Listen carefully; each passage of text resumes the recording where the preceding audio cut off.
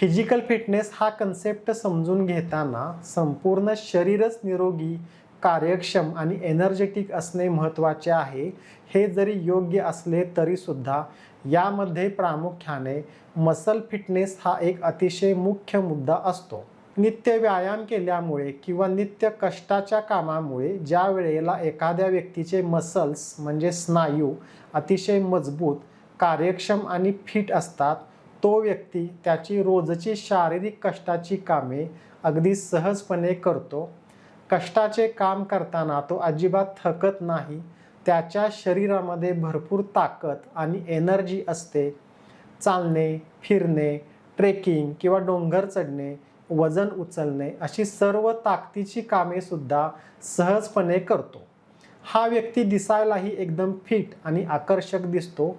म्हणजेच त्या व्यक्तीचा मसल फिटनेस उत्तम दर्जाचा असतो.